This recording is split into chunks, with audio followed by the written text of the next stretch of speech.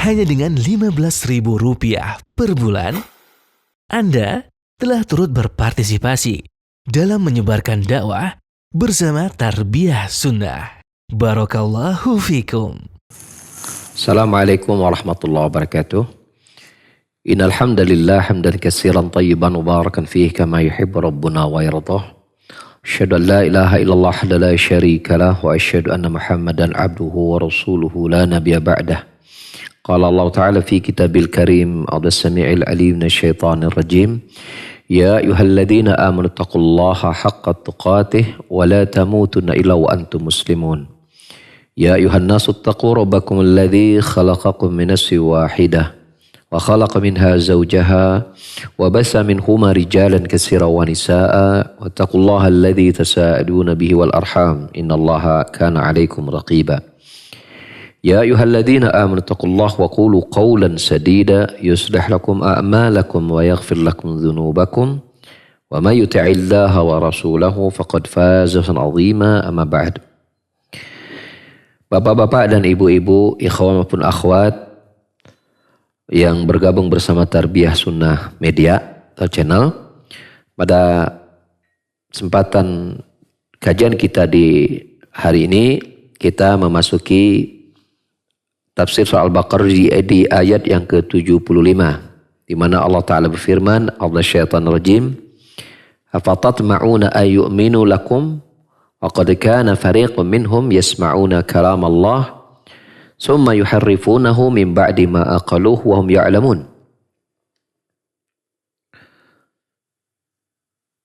Apakah kalian, wahai kaum muslimin, begitu sangat menginginkan mereka itu beriman, padahal ada segolongan dari mereka di sini konteksnya adalah kaum Yahudi ya.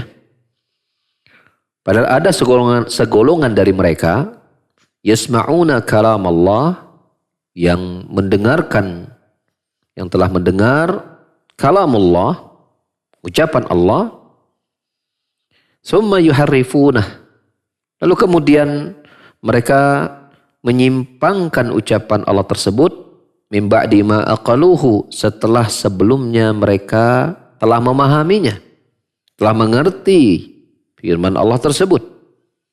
Wa hum ya'lamun, dalam keadaan mereka ya, mengetahui atau mengerti tentang ucapan Allah tersebut, dan juga mengetahui tentang perbuatan-perbuatan mereka tadi. Nah, Al-Baqarah 75 ini kita lihat dulu sebelum kita mengurai faidah-faidahnya ya, mengurai faidah-faidahnya. Pertama pada lafaz ya. Kita lihat dulu lafaz yang ada di ayat ini. Afatatma'una ayyu'minu lakum. Ini berupa bentuk pertanyaan ya. Maksudnya bahwasanya afatatma'inu artinya al-mudhabi al-istib'ad wa ta'is wa ta'isul muslimin min ayyu'mina haula'il yahudu lahum. Bahwasanya harapan kalian wahai kaum muslimin agar mereka itu beriman, yaitu kaum Yahudi beriman kepada kalian, ini adalah harapan yang jauh ya, sesuatu yang menghadirkan keputusasaan. Artinya harapan bahwasanya mereka beriman artinya membenarkan kalian, membenarkan keimanan kalian. Ya, membenarkan keislaman kalian. Hada amrun ba'id, ini perkara yang jauh. Sementara qad kana fariqum minhum, sementara telah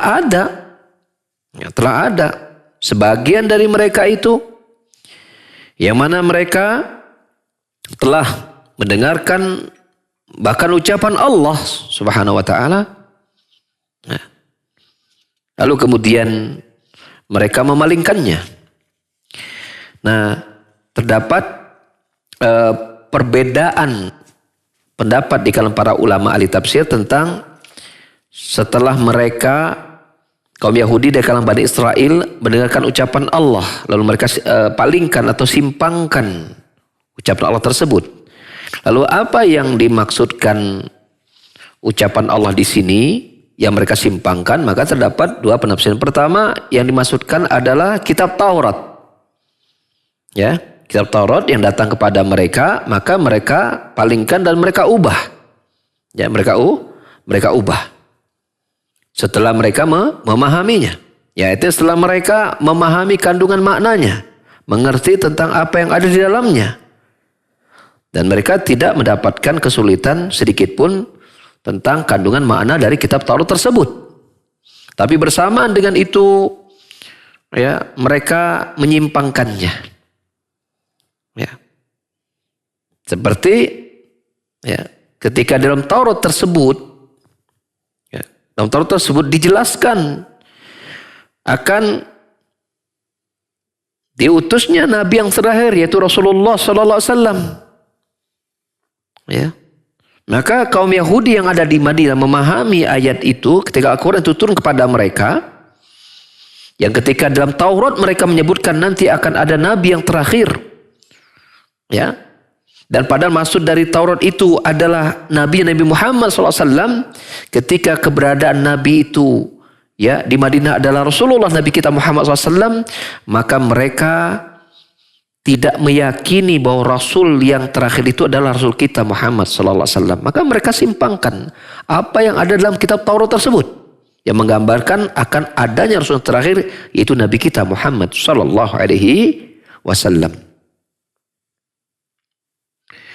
Maksud mana menyimpangkan ucapan Allah adalah ya. Jadi ketika Allah Subhanahu wa taala memberikan wahyu kepada Nabi Musa, dan pada saat itu Nabi Musa memilih sekitar 70 orang untuk menemani beliau, yang kita kenal dengan sebutnya di antara murid-muridnya begitu. Maka ada dari ucapan Allah itu Allah pendengarkan kepada mereka. Apa yang Allah sampaikan kepada Nabi Musa itu ada yang Allah dengarkan kepada mereka. Tapi mereka mengatakan bahwasanya kami nggak akan beriman kepada engkau wahai Musa sampai kami melihat Allah langsung. Tidak sekedar mendengarkan ucapannya saja. Makanya diartikan mereka itu mendengarkan ucapan Allah, gitu kan? Mendengarkan ucapan Allah. Lalu kemudian mereka palingkan setelah mereka memahaminya. Ya, maksudnya mendengar ucapan Allah, betul-betul mereka mendengarkan Allah berbicara.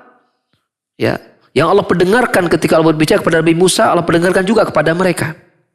Ini tafsir yang kedua. Setelah mereka paham, mereka palingkan dan betul apa? Kami nggak akan beriman sampai kami melihat Allah, bukan suaranya doang gitu. Nah, tafsir yang pertama adalah apa? Yaitu mereka menyimpangkan makna Taurat yang di dalamnya menceritakan tentang akan datang Nabi terakhir, yaitu Muhammad SAW. Lalu ketika datang kepada mereka ya di Madinah, ya, yaitu Nabi kita Muhammad SAW ketika berhijrah, maka orang Yahudi yang merupakan anak-anak dari keturunan dari Bani Israel ini tidak mengimani kepada Nabi kita Muhammad SAW. Maka ini juga dianggap mereka menyimpangkan maknanya dari Taurat yang sudah mereka pahami akan keberadaan Rasul yang terakhir dengan sifat-sifatnya yang rinci, dan itu ada pada diri Nabi kita Muhammad SAW. Ya. Ada tafsir yang ketiga kata Syekh Utsaimin, ya, walaupun ini tidak banyak didapatkan dalam kitab tafsir yang ada kata beliau, yang beliau teliti, bahwa mereka menyimpangkan makna itu adalah maksudnya adalah Al-Quran itu sendiri. Di mana mereka mendengar Al-Quran dibacakan kepada mereka, ya, kepada Yahudi yang ada di Madinah. Mereka mendengar itu, ya. Dan mereka faham maksudnya, dan ini adalah ucapan Allah Subhanahu wa taala, ya. Maka kemudian apa? Mereka memalingkannya.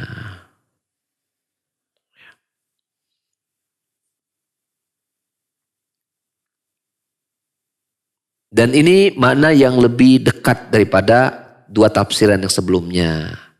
Ya, dua tafsiran yang sebelumnya, karena ayat ini turun ya berkaitan dengan orang Yahudi di Madinah, gitu kan, seperti itu.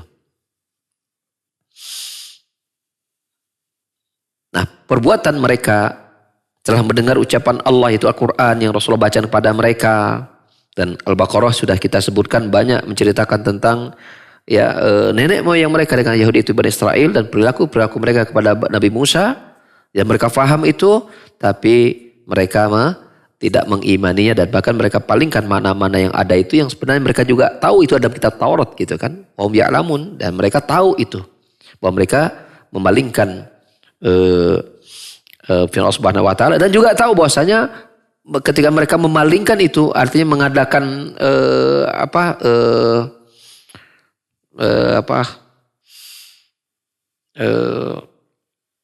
memalingkan berarti tidak apa yang ada itu mereka simpangkan makna maksudnya gitu kan. Itu mereka tahu bahwa itu perbuatan yang haram, gak boleh gitu.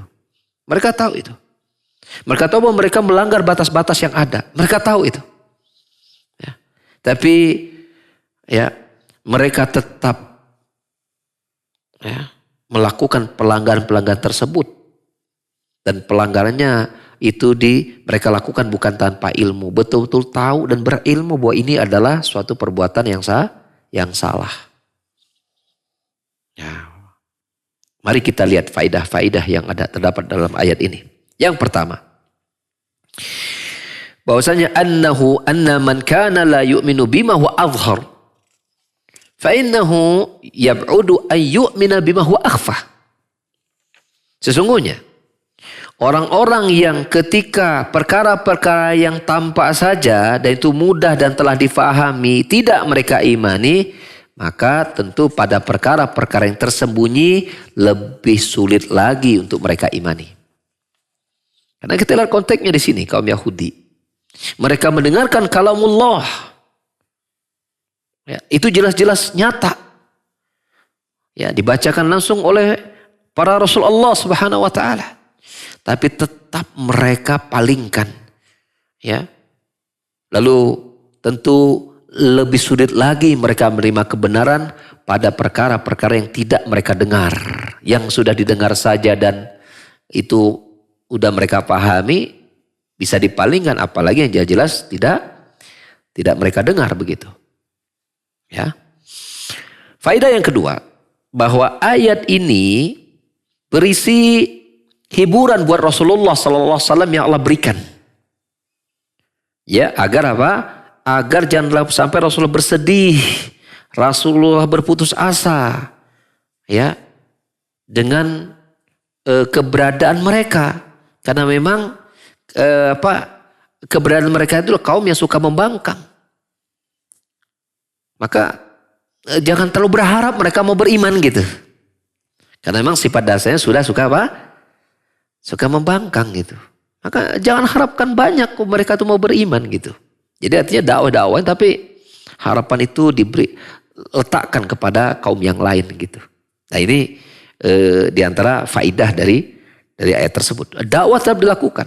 Tapi kok berharap kepada mereka melihat dari nenek moyang segala macam seperti itu sulit. Ya, sulit itu. Ya. Ini Allah sendiri yang menceritakan. Jadi jangan sampai juga kita mengatakan, loh kan hidayah dari Allah Subhanahu wa taala. Ya, Allah memberikan hidayah, Allah juga yang menahan hidayah. Dan Allah mengabarkan bahwasanya jangan terlalu berharap kepada iman mereka itu beriman gitu. Allah sendiri yang mengabarkan. Jadi jangan sampai kita Jangan sampai kita menghilangkan informasi ini dari Allah sendiri gitu. Ya, dari Allah sendiri. Ya, ini juga penting untuk kita belajar tafsir karena kita harus mengenal Allah berdasarkan ucapan Allah sendiri, gitu kan? Allah mengabarkan itu kepada kita. Yang ketiga, isbatu anna Allah yatakallam. Bahwa ini juga menjelaskan bahwa Allah itu berbicara. Kenapa? Kalimatnya hatta yasma'una kalam Allah. Ya, apakah kamu sangat berharap mereka beriman padahal ada sebagian mereka telah mendengarkan ucapan Allah kemudian mereka palingkan, lafadznya jelas-jelas mendengar ucapan Allah. Maka wajib bagi kita untuk menetapkan bahwa Allah berbicara yang bisa didengar. Berarti ada suaranya yang bisa difahami. Berarti apa? Berupa susunan kata-kata. Gitu. Jadi artinya kalam. Coba kalau kita lihat ya arti kalam. Kalam kalau dalam bahasa Arab ya dalam kitab-kitab Jurumiyah dan yang lainnya arti kalam itu kan huwa lafdzul murakkabul mufidu bil wada' gitu kan. Kalam itu adalah lafadz Ya. Murakkab, lafadz yang lebih dari satu, minimal dua, yang memiliki makna yang sempurna yang orang tidak perlu mempertanyakan lagi karena kalimatnya udah sempurna dan dipahami saat itu oleh pendengarnya. Kemudian diucapkan secara sengaja dengan konteks bahasa Arab begitu. Seperti itu. Nah, lalu apa arti lafadz? Maka para ulama menyebutkan ahli bahasa, lafadz itu adalah apa? Ya, dia sebuah susunan huruf-huruf yang bersuara. Susunan huruf-huruf yang bersuara. Kalau kita menyebut al-huruful al-hijaiyah, huruf-huruf hijaiyah yang bersuara. Maka sebagian mereka mengartikan sesuatu yang tidak mengeluarkan suara seperti gerak isyarat badan gitu. Maka mereka memasukkan itu bukan bagian dari kalam. Walaupun ini ikhtilaf ahli bahasa. Seperti itu. Jadi artinya semua ahli bahasa sepakat kalam itu sesuatu yang bisa didengar gitu. Itu sepakat, gak ikhtilaf ulama. Ahli bahasa. Maka demikianlah kita memahami karena Allah turunkan Al-Quran dalam bahasa Arab. Dalam bahasa Arab. Sebagian Allah berfirman dalam surat Zukhruf misalnya atau surat Yusuf gitu kan. Inna ja'alna Qur'anan Arabiyyan la'alakum ta'qilun. Semuanya kami turunkan Al-Quran ini dalam bahasa Arab agar kalian mudah memahaminya. Allah jelas menyatakan Al-Quran ini dalam bahasa Arab. Maka ketika di sana berbunyi ada lafaz kalam, maka konteks Arab menyatakan bahwa kalam itu sesuatu yang bisa terdengar dan tidak dari susunan huruf-huruf hijaiyah. Nah ini kita tetapkan bahwa ketika kita Allah mengatakan kalamullah, berarti demikianlah bahwa Allah itu berkata-kata yang bisa didengar, karena ada suaranya dan dipahami maknanya karena terjadi susunan huruf-huruf yang bisa dipahami oleh para rasul, ya, oleh para rasul. Jadi kita meyakini juga ketika Rasulullah Isra Mi'raj gitu kan, itu menyampaikan Allah berbicara langsung kepada Nabi kita Muhammad SAW untuk perintah sholat 5 waktu gitu kan. Itu betul-betul ya ucapan yang terdiri dari suara dan kata-kata. Suara dan kata-kata. Ya. Inilah, dan ini tentang masalah ini ya bisa kita dapati dalam kitab-kitab akidah ya. Pembahasan tentang Allah itu berbicara. Ya. Allah itu berbicara dengan suara dan susunan huruf-huruf yang dipahami maknanya. Ya, dan lafaz-lafaz yang dipahami maknanya. Kemudian bahwasanya ucapan Allah Subhanahu wa taala itu merupakan bagian dari sifat Allah yang bersifat fi'liyah. Bi'tibari ahadihi. Bila dilihat dari bahwa Allah berbicara itu, setiap pembicaraan Allah Subhanahu wa taala tergantung dari kehendak Allah Subhanahu wa taala. Bisa juga dilihat dari dia merupakan sifat dzatiyah. Artinya bahwa Allah memang sifat asalnya Allah berbicara. Tapi ketika berbicara tentu Allah berbicara sesuai dengan apa yang Allah kehendaki. Artinya Allah tidak bisu. Cuman ketika Allah berbicara tentu sesuai dengan apa yang Allah kehendaki. Kaifa yasha wa mata sya'a. Kaifa sya'a wa mata sya'a. Bagaimana Allah berbicara dan isinya dan kapan Allah membicarakannya. Maka di sisi ini fi'liyah. Ya, di sisi dzatiyah bahwa Allah punya sifat asalnya dia adalah Allah berbicara. Ya, seperti itu. Ya. Nah, artinya Allah berbicara sejak dari pertama kali azalinya Allah berbicara. Wa abadan, dan senantiasa Allah berbicara. Senantiasa Allah berbicara. Nah, kita lihat kalau dia banyak dalil di hari kiamat kan Allah berbicara didengar oleh seluruh makhluknya, mengumpulkan manusia di hari kiamat. Allah berbicara. Kan seperti itu.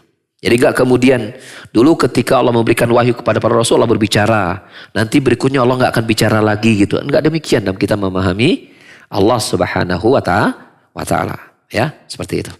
Jadi betul-betul kita melihat bagaimana para ulama akidah ketika menjelaskan pembahasan nama dan sifat Allah Subhanahu wa ta'ala, itu mereka menetapkan Allah memiliki sifat berbicara dengan suara yang terdengar, dengan lafaz-lafaz yang dipahami maknanya.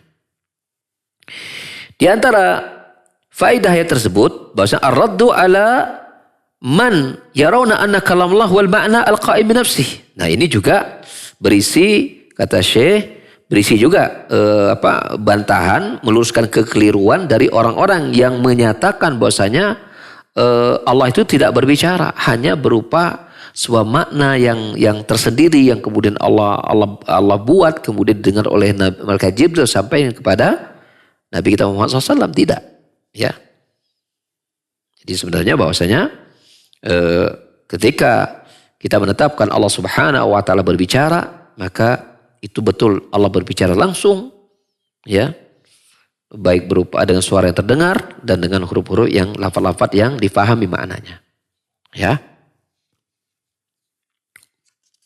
Dan detail dalam permasalahan itu bisa dikaji dalam pembahasan buku-buku ya kutubul aqaid, ya, buku-buku yang berkaitan dengan masalah akidah. Yang keenam, yang berikutnya, faedah berikutnya bahasanya anna haul yahud, bahasanya orang-orang Yahudi ini yang telah mengubah ucapan Allah Subhanahu wa taala. Ya. Itu artinya Allah menyebutkan summa yuharrifuna min ba'di ma aqaluhu, yaitu kemudian mereka memalingkan ucapan Allah setelah sebelumnya mereka memahaminya. Ya. Jadi di antara perbuatan Bani Israel ya adalah mereka berani mengubah ucapan Allah Subhanahu wa taala. Ya. Faedah berikutnya, ini sekaligus berisi penjelasan tentang tercelanya perbuatan tahrifnya, yaitu penyimpangan yang dilakukan oleh kaum Yahudi ini. Ya. Mengapa? Karena mereka memalingkan kalamullah setelah sebelumnya mereka paham. Karena kerusakan, penyimpangan yang dilakukan setelah memahami, ini ada penyimpangan yang sangat besar. Beda dengan orang yang menyimpang, itu karena dia tidak tahu. Karena dia tidak tahu. Maka kadang-kadang orang seperti ini dimaafkan ketidaktahuannya. Tapi kalau sudah tahu dan bahkan faham kemudian disimpangkan, ya, maka ini tentu ya lebih buruk keadaannya. Ya, lebih buruk keadaannya. Karena apa? Dia melakukan sebuah perbuatan haram dan karena dia mengetahui ini haram gitu. Makanya orang yang melakukan perbuatan dosa yang tidak mengetahui itu dosa, itu berbeda dosanya di sisi Allah daripada mereka yang melakukan perbuatan dosa sementara dia tahu ini adalah dosa. Itu beda. Makanya dosa orang yang berilmu itu beda dengan dosa orang yang tidak tahu. Makanya ada sebagian yang menyatakan gini, ya, karena dia tahu kalau dosa berilmu itu lebih besar daripada dosa yang tidak tahu. Udah kalau gitu mah saya lebih baik tidak tahu sajalah. Saya nggak perlu belajar. Nanti kalau udah tahu nggak dijalankan malah dilanggar gitu kan nanti dosanya besar, atau lebih baik saya nggak belajar. Gitu. Maka kita mengatakan bahwasanya Anda membiarkan diri Anda tidak tahu tentang kebenaran, emang dikira itu bukan perbuatan dosa? Ini kebenaran datang nih. Ibaratnya Rasulullah datang nih bawa agama. Al-Quran datang bawa agama. Udah, ya, jangan didekatin ya, di sini nanti dosa gitu. Maka kita mengatakan, lihat pandangan para ulama, dosa orang yang tahu dan kemudian dia tidak mengerjakan bisa jadi lebih kecil dosanya dibanding orang yang sengaja tidak mau tahu sama sekali. Berarti apa? Orang ini adalah orang yang berpaling ketika datang petunjuk, dia berpaling. Beda dengan ini dia tahu. Ya, dia tahu, tapi karena kefasikan gitu. Tapi kalau ini kan seolah-olah dia menolak kebenaran.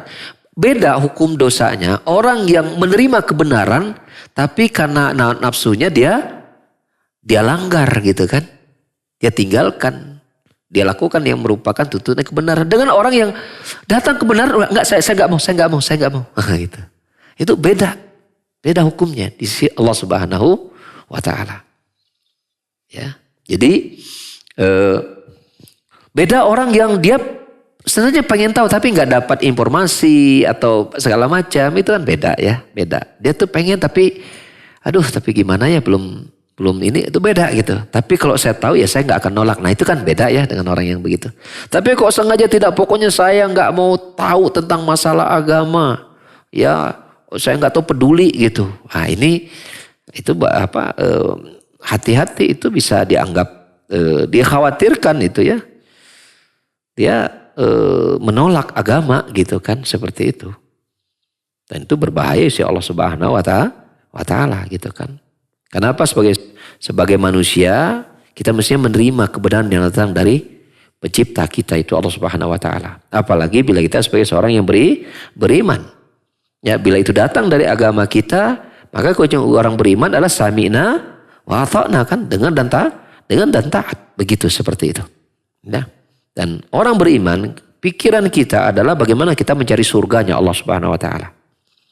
Bagaimana mencari surganya Allah Subhanahu wa ta'ala. Sehingga ketika kita memilih keimanan kita sebagai seorang muslim dan kita mempelajari lebih dalam, maka tujuan kita terakhir adalah mencari surganya Allah Subhanahu wa ta'ala. Nah, faedah terakhir dari ayat ini ya tentu menggambarkan betapa buruknya perbuatan menyimpangkan ucapan Allah Subhanahu wa ta'ala.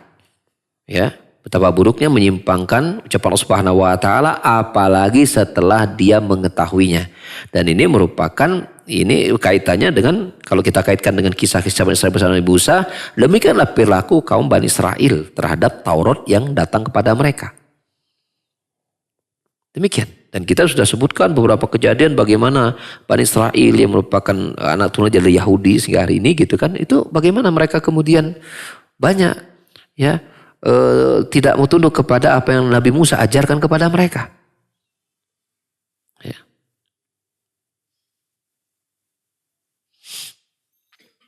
Dan ini menjadi peringatan kepada kita sebagai seorang mukmin, ya, bahwasanya kita jangan mencontoh perilaku buruk mereka, ya. Jangan sampai ketika datang kepada kita ada ayat, ada hadis yang kita tahu, lalu kemudian apa kita simpangkan dari apa yang menjadi konsekuensi yang benar dari ayat dan hadis yang telah kita pahami tadi. Ya. Makanya Nabi ingatkan dalam sebuah hadis riwayat Tirmidzi, man tasyabbah minhum fahuwa man tasyabbah biqaum fahuwa minhum. Barang siapa yang menyerupai suatu kaum, maka dia termasuk kaum tersebut. Ini adalah hadis-hadis yang mengancam kita untuk tidak boleh menyerupai keburukan kaum manapun. Ya. Kalau yang namanya buruk mau kaum manapun, maka tidak boleh diikuti. Apalagi bila keburukan itu berkaitan dengan ya Allah, nama-nama dan sifatnya, hak-haknya Allah Subhanahu wa taala. Sebagai zat yang maha besar yang menjadi pencipta langit dan bumi, termasuk pencipta kita. Itu lebih lagi harus kita hindari ya perbuatan demikian. Dan demikianlah ikhwas sekalian, tafsir surah Al-Baqarah 75 kita cukupkan sampai di situ dahulu, dan insyaallah untuk ayat berikutnya kita sambung dengan 2 ayat sekaligus ya, sebagaimana Syekh Utsaimin menyebutkan ini dalam kitabnya tafsir Al-Baqarah. Itu akan pindah kepada ayat 76 dan 77, dijadikan satu kajian dan dijadikan satu dalam rangkaian faedah-faedah beliau. Baik, barangkali kalau ada pertanyaan masuk dipersilahkan. Baik. Ya. Syukran Ustaz atas pemaparan materinya, dan para pemirsa, baik pendengar yang menyimak melalui Radio Tarbiyah Sunnah 1476 AM, juga para pemirsa yang menyimak melalui siaran kami di channel YouTube, Facebook, dan Instagram Tarbiyah Sunnah Channel. Silakan bagi yang akan bertanya kepada Ustaz secara langsung bisa melalui line telepon di nomor 022 86862637, sekali lagi di nomor 022 86862637, atau bisa melalui pesan singkat di nomor 0811-227-1476. Baik, pertanyaan melalui pesan singkat terlebih dahulu Ustaz, dari Abdullah di Bandung. Bismillah. Assalamualaikum Ustaz. Ada orang yang mengatakan bahwa menyebutkan Allah berkata-kata itu merendahkan zat dan sifat Allah. Bagaimana menyikapi hal tersebut Ustaz? Mohon nasihatnya. Silakan Ustaz. Baik, insyaallah ya. Bila kemudian menetapkan Allah berkata-kata, ya berarti itu merendahkan Allah Subhanahu wa taala. Ya mungkin dari pernyataan itu kita juga perlu bertanya juga begini. Kalau Allah tidak berkata-kata berarti Allah ngapain? Berarti Allah apa berarti? Kalau tidak berkata-kata berarti Allah bisu. Bukankah itu lebih mengkhawatirkan, lebih menganggap Allah lebih rendah kan begitu kan? Maka oleh karena itu para ulama menetapkan Allah punya sifat itu lebih menggambarkan kesempurnaan Allah Subhanahu wa taala. Jadi menetapkan Allah punya sifat ya itu menggambarkan sempurnanya Allah Subhanahu wa taala. Seperti misalnya kita mengatakan Allah itu melihat. Melihat itu sifat Allah Subhanahu wa taala. Kalau kita tidak tetap Allah melihat, berarti Allah ngapa? Allah apa dong kok gitu? Berarti Allah tidak melihat, buta alias buta. Bukankah menetapkan Allah itu buta itu merupakan bentuk penghinaan kepada Allah Subhanahu wa taala? Nah, itu kaidah ya yang diterapkan oleh para ulama dalam membahas nama-nama dan sifat-sifat Allah Subhanahu wa taala. Jadi justru dengan kita menetapkan Allah punya sifat, salah satunya Allah berbicara dengan huruf dan suara, tentu yang sesuai dengan Allah ya. Itu yang sesuai dengan Allah Subhanahu wa taala. Bukan kita sesuaikan dengan suara dan lafaz-lafaz seperti makhluk ya, makhluk yang ada ya.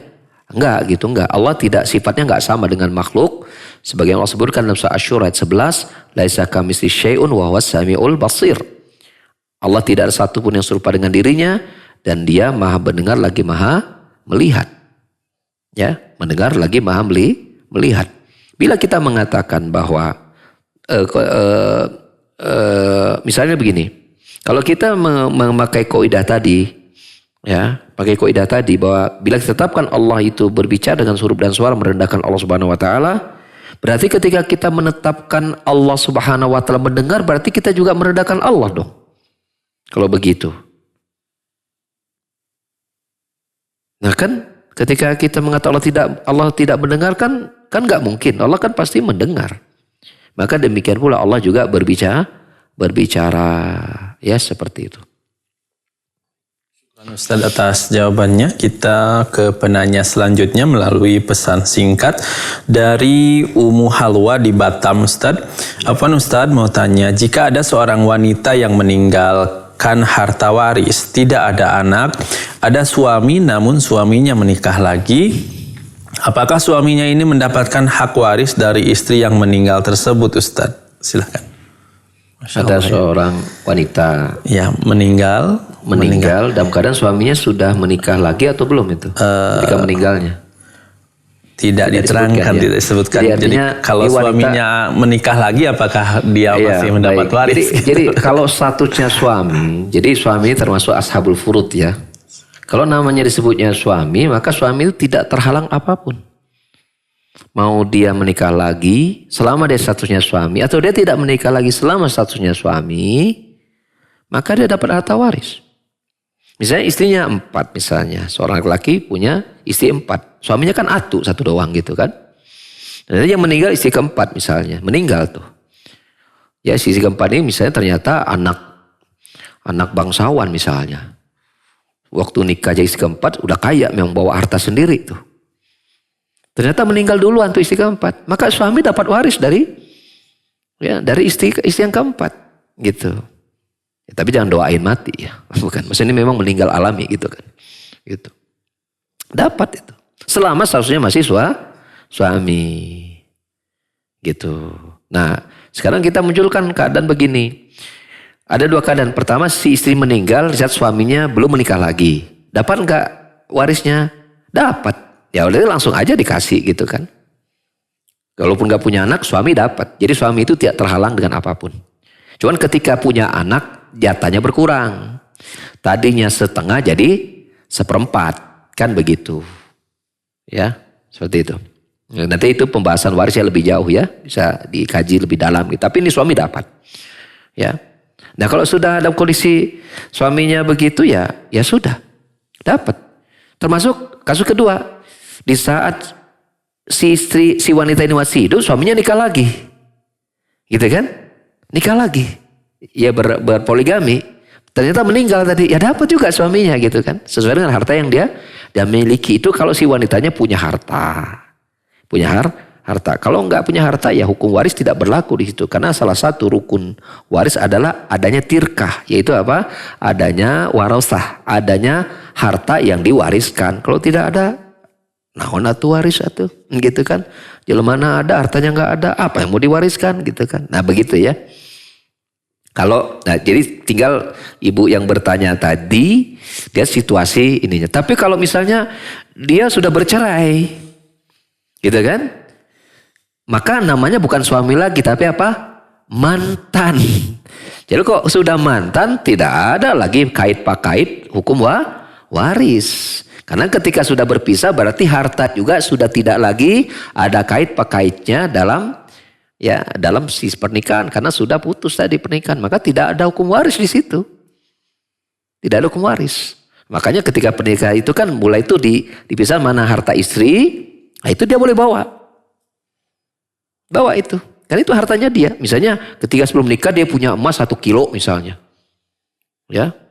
Di tangan kok 1 kilo. 1, 2, 3, 4, 5, 6. Ya 7. Nah misalnya 7 tempat ya. Kanan, kiri gelang. Kaki, gelang kanan, gelang kiri kalung, anting. Ada 7 titik nih. Ya. Misalnya kalung misalnya kok 1 kilo berarti kalung misalnya 200 gram. Ini misalnya, ini 1 kilo tuh misalnya. Gitu kan, yang dia pakai mungkin bergantian gitu kan. Kalau dipakai sekaligus lumayan berat, mungkin bergantian gitu kan. Tapi kalau dikumpulkan jadi 1 kilo gitu, biasa saja toh. Gitu, 1 kilo. Sebelum dia nikah dia sudah punya itu. Ketika dia menikah itu tetap hartanya dia, nggak menjadi milik bersama. Hati-hati loh ya para suami, jangan merasa ketika udah nikah milik lu milik gua, nggak ada. Makanya wanita itu dia ketika dia menikah harta dia itu nggak keganggu sama masing-masing. Makanya ketika dia dapat warisan dari orang tuanya, dia dapat apa? Dapat setengah dari, karena dia perempuan kan, dari orang tuanya dia dapat setengah. Kalau laki-laki saudaranya dapat 1 utuh. Dapat 1 bagian, dia dapat setengah dari saudara laki-lakinya. Kenapa? Ketika dia menikah, maka harta bawaan dia dari waris orang tuanya itu gak terganggu. Dia gak ada kewajiban mencari nafkah. Suami cari nafkah, harta bawaan dia tetap utuh. Nah kalau ternyata dia bercerai, maka harta itu tetap harus menjadi milik dia, gak berubah. Nah ketika sudah berpisah ternyata si wanita meninggal. Gitu kan. Suaminya dapat gak mantan suami? Jawabannya tidak dapat. Nah ketika gak punya anak nanti yang dapat saudara-saudaranya nanti. Namanya disebutnya kalalah ya namanya dalam ilmu waris. Mantan suami gak dapat. Tapi kok masih suami tetap dapat. Walaupun suaminya punya istri yang lain. Seperti itu. Kurang lebih demikian ya. Cukup? Atau ada pertanyaan lagi? Satu lagi terakhir? Satu lagi mungkin Ustaz. Terakhir soal. Ya. Tidak menyebutkan namanya dari siapa. Beliau bertanya, Ustaz membayar fidyah kepada anak yatim piatu, apakah bisa mendapatkan 2 pahala? Yaitu pahala saum yang dibayar dan pahala menyantuni anak yatim. Bagaimana Ustaz? Iya baik. Ya bisa dapat 2 pahala kalau anak yatimnya miskin. Kalau yatimnya kaya ya. So, kok yatim ya, kita juga yatim semua. Saya juga yatim ini, bapak saya udah meninggal ya. Kalau yatimnya kaya ya, karena dapat fidyah itu dalam Al-Qur'an disebut soal Al-Baqarah ayat 184-nya itu kan. Ya, wa 'alal ladzina yutiquna fidyatu ta'amil miskin, dan bagi mereka yang tidak mampu, artinya dia bayar fidyah, maka diberikan makanan itu kepada orang miskin. Syaratnya miskin. Jadi bukan syaratnya yatim. Syaratnya miskin. Kalau yatimnya kaya nggak dapat. Tapi kalau sudah yatim miskin pula, maka dapat berlipat-lipat pahala tuh. Dapat pahala menyantuni anak yatim dan juga dapat pahala membayar fidyah. Bayar fidyah ya. Mau orang miskinnya yatim mau tidak itu berpahala bayar fidyah mah. Cuman ketika itu anak yatim dapat pahala lagi menyantuni anak yatim gitu seperti. Dan syarat anak yatimnya miskin. Kalau anak yatimnya kaya, jangan salah sasaran itu. Ya, seperti itu. Iya, harus tepat sasaran ya. Karena orang miskin masih banyak ya. Walaupun bukan yatim itu masih banyak. Gak usah khawatir. Untuk Indonesia ini, untuk cari orang miskin gak terlalu susah saya kira ya. Gitu. Mungkin gak terlalu susah. Mungkin ya. Dari banyak kita lihat di lapangan gitu kan. Dari program kita di yayasan juga kita melihat banyak. Saya kira masih banyak ya, nggak susah ya kita cari. Kalau di Dubai mungkin susah cari orang miskin kok di Dubai. Ya, di tempat-tempat yang negara maju, yang kaya itu mungkin susah. Tapi di negara kita sepertinya ya nggak susah ya mencari orang miskin untuk kita berikan fidyah. Jadi nggak ngotot harus anak yatim. Tapi kok anak yatim miskin, alhamdulillah dapat berlipat-lipat pahala tuh insyaallah taala ya. Ya barakallahu fikum. Ya jazakallahu khairan, kita akhiri. Subhanakallah hamdika asyhadu an la ilaha illa anta astaghfiruka wa atubu ilaik. Alhamdulillahirabbil alamin. Wassalamualaikum warahmatullahi wabarakatuh.